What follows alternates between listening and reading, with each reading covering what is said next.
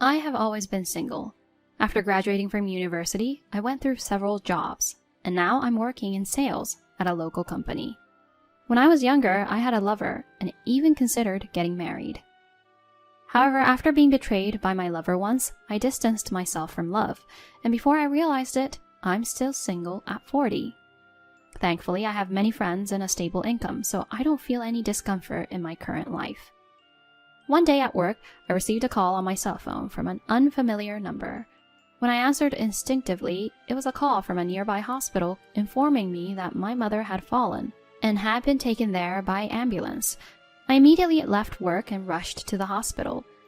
My family home is located in a place that can't exactly be described as convenient. While I love being surrounded by nature, there are only 2 buses every hour, and the last one is pretty early, so I started living alone when I got a job. Nevertheless, it's only a 30-minute drive to my family home. Whenever I visited my mother, who lives alone, she always greeted me with energy, but this situation was a first. On her way back from work, my mother hurried to catch the bus after shopping, tripped, and fell. When I arrived at the hospital, it seemed her treatment was already over, and I was led to her room. "I've broken a bone. It seems the fracture is in a tricky spot, so I'll have to stay in the hospital for a while. I'm sorry for causing you this trouble." This was the first time I saw my usually energetic mother so downcast. She seemed to hate burdening me. "Don't get downhearted. It's just a temporary hospital stay, right? I'll go home and bring back anything you need." Saying that, I left the hospital and returned to our family home. After preparing the essentials for the hospital stay, I went back to the hospital around 2 hours later. As I was rushing to my mother's room, I heard familiar voices. "Hey, what are we doing about the money for this month?" "It's fine, as usual, no problems." As I turned the corner of the hallway, I saw, as expected, my brother and his wife talking. The moment our eyes met, my sister-in-law, who seemed startled, began speaking to me. "Aren't you late? Your mother was rushed to the hospital and you're just strolling around?" I've never really liked her. Ever since my brother introduced her as a family member, I've felt looked down upon. She always wears flashy clothes and often mocks me for my modest style. With her inability to value money, she has even pitied me for not owning luxury brand items. To avoid meeting her as much as possible, I chose to live in a town opposite to where my brother lives. I arrived promptly.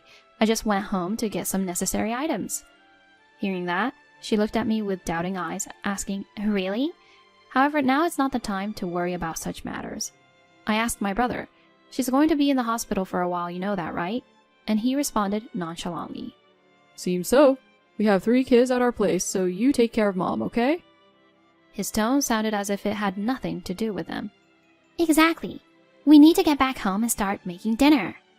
Jennifer, my sister-in-law, said that and walked away from me. I imagine having children can be challenging in many ways, but can't my brother at least show the will to visit? Moreover, their children are already in middle school and high school. Jennifer always uses their children as an excuse for everything. She acts superior because she has children, and whenever there's something inconvenient, she immediately says it's because she has kids. I never intended to ask anything of them, but still, the way my brother acts doesn't seem fitting for someone addressing his own mother. 2 days have passed since the hospitalization, and when I visited, I saw my mother still looking very downcast. She probably needs to take some time off work, and even moving by herself seems hard. It seems to be a huge burden on her. Now is the time to rest. Don't push yourself. No matter how much I search for comforting words, this is all I can think of. The doctor advised us to have an assessment for care certification. Fortunately, the assessment went smoothly, but due to the stress of the accident and side effects of painkillers, the results were worse than I thought, and my mother became even more dispirited. Still, I have to face reality and consider how to respond. The idea of quitting living alone and moving back home did cross my mind, but considering my work hours, I'd likely spend very little time at home. Plus, there's the worry about what might happen to Mom while I'm at work. I thought of asking my brother James for help, but he simply said he was busy with work and never replied after that. I made up my mind and began to consider using caregiving services. Even though we lived nearby, I initially felt bad about using a service for Mom, but after understanding the specifics of the service, I changed my mind. Plans for utilizing the caregiving service around the day of my mother's discharge were solidified. On the other hand, James never visited the hospital even once. However, considering future matters, I tried to discuss meeting up with him on the day of Mom's discharge. He seemed bothered, but I somehow managed to get him to promise to come to the hospital. But on the day Mom was to be discharged, I waited at the hospital, and James was nowhere to be seen. Out of patience, I called him, and he replied saying he just woke up. I shouldn't have had expectations. I finished the discharge procedures for Mom, and we both got in the car. I told James to come to our family home later. We safely arrived home, and though I wasn't used to it, I assisted Mom and settled her into bed. Just then, James arrived at the house. It seemed his wife Jennifer was with him. Ugh, I'm exhausted. You don't have any gifts for us? We made the effort to come, so you should at least offer us some cake. Oh, or maybe you could go buy some now. Holding back the urge to say, "You did bring a gift to celebrate Mom's discharge, right?"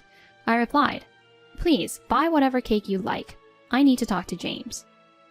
Jennifer's attitude changed completely. What? Why? We took the trouble to come here.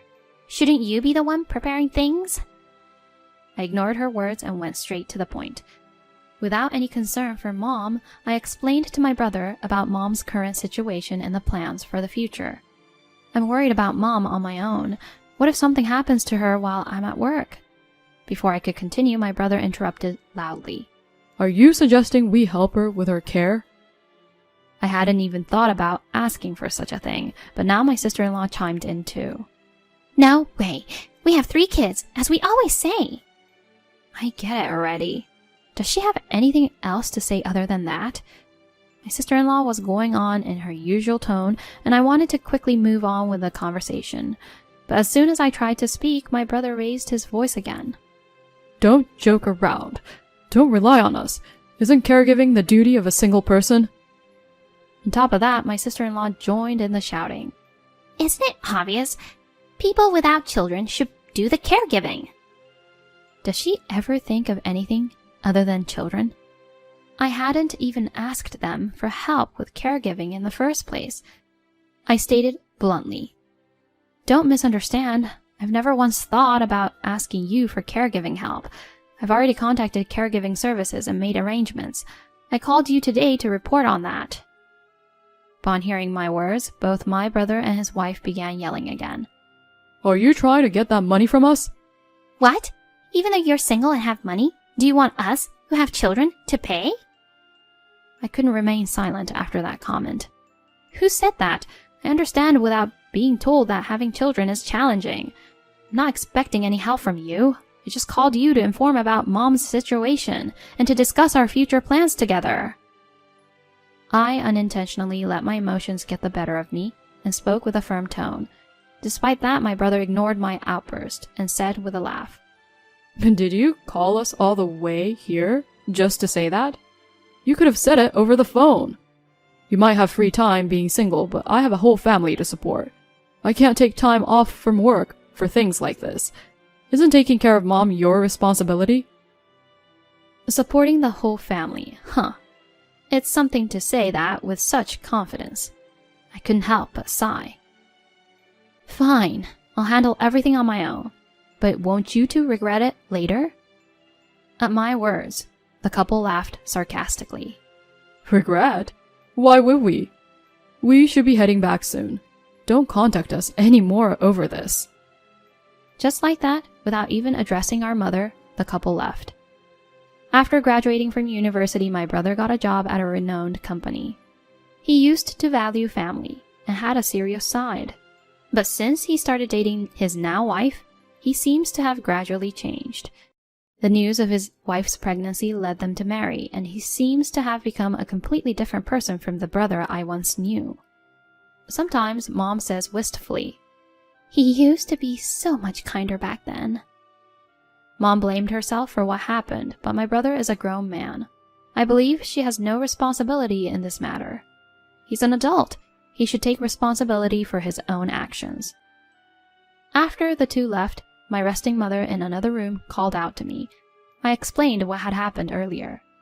Mom looked a bit sad but then decided, If that's the case, we'll proceed with the method we discussed earlier. She seemed resolute. Since then, I lived at my family home for a while to support my mother's daily life. I got special permission to commute by car. While receiving a caregiving support, I reduced my overtime hours as much as possible. Gradually, my mother's condition started to improve. About half a month after my mother returned from the hospital, the doorbell rang while I was working from home. Mom said, Consider this part of my rehab, and headed to the door, thinking it was just a delivery. I casually thought it was a parcel delivery, but then I heard voices from the entrance. I headed over. To my surprise, it was my brother's wife. Why are you here? Aren't you supposed to be at work? I'm working from home today, but why are you here? Weren't we told not to contact you anymore? What's working from home? It's nice your small company allows that. Anyway, I'm not here for you. I just wanted to see your mother. Don't interfere. Does she not know that one can work from home just because she's a housewife? Probably she's just not interested in other people's jobs. Her only interest seems to be her hobbies, like beauty and fashion. As always, she was wearing flashy clothes today. Mom, I need this month's amount right away. As I silently observed them, my brother's wife made an unbelievable request. She was demanding money from my mother. Even in her confusion, my mother replied, I told you before, since I got injured, I can't work and can't support you any further. I also have caregiving expenses. But it seemed like the brother's wife wasn't listening.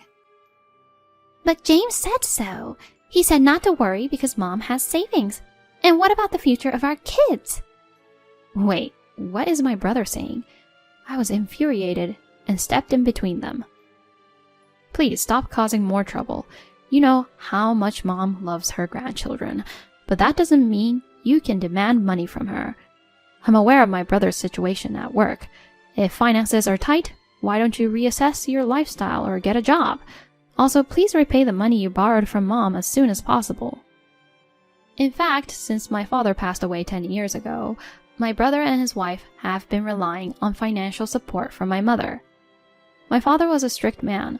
My brother has been scared of him since childhood, and it seems that after he passed away, my brother used his children as an excuse to approach our mother for money.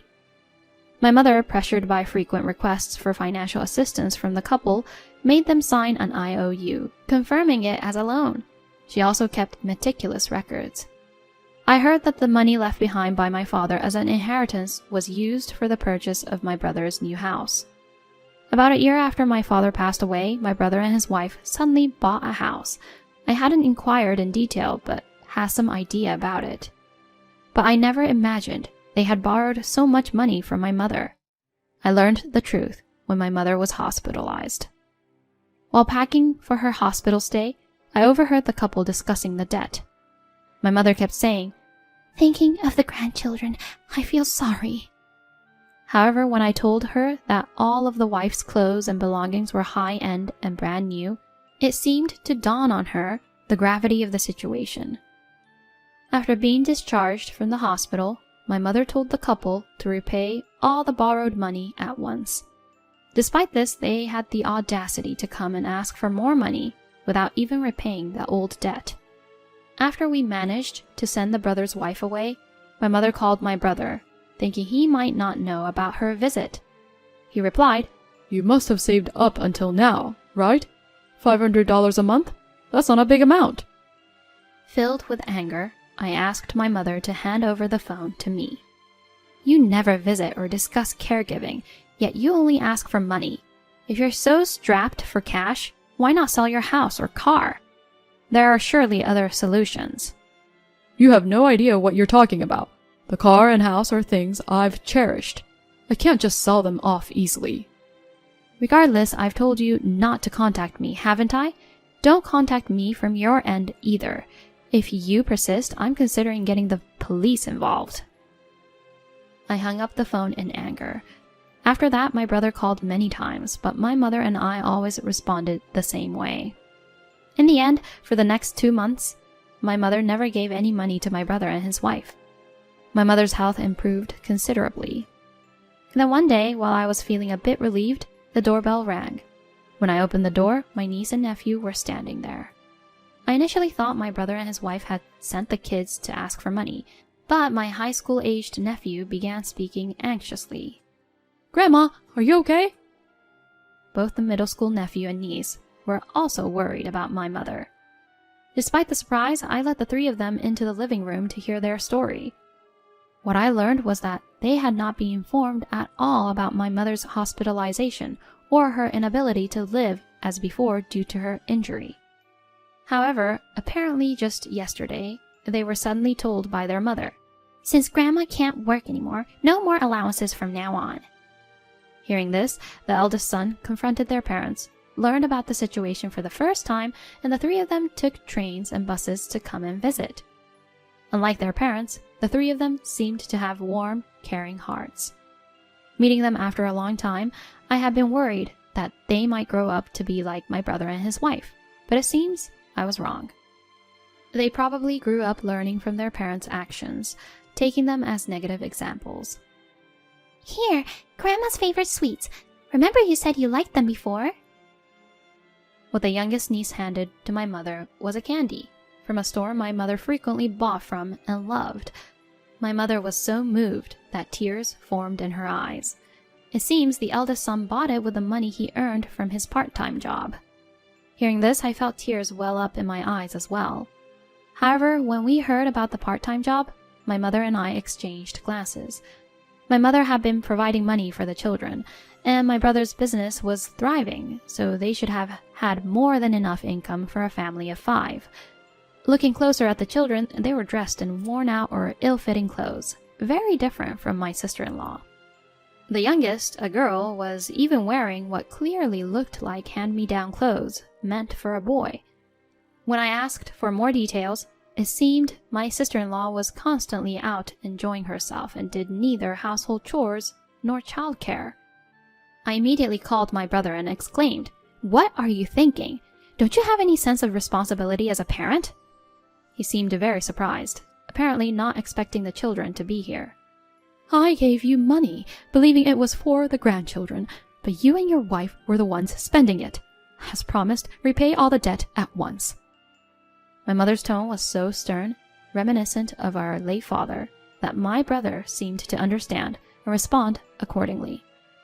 To our surprise, my brother and his wife really repaid all the debt. It seems they were constantly told by their children to repay the debt soon.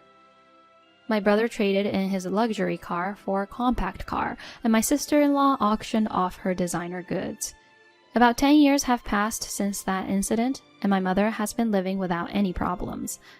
Now and then, she looks forward to her grandchildren visiting with their own children. Yes, my mother is now a great-grandmother. As for my brother and his wife, they seem to be estranged from their children, unable to meet their own grandchildren, and are reportedly living separately in the same house due to financial disputes. The specifics don't really matter to me. I still live a work-focused life, but now there is someone by my side with whom I might share the rest of my life. It might be time to put an end to my single life soon.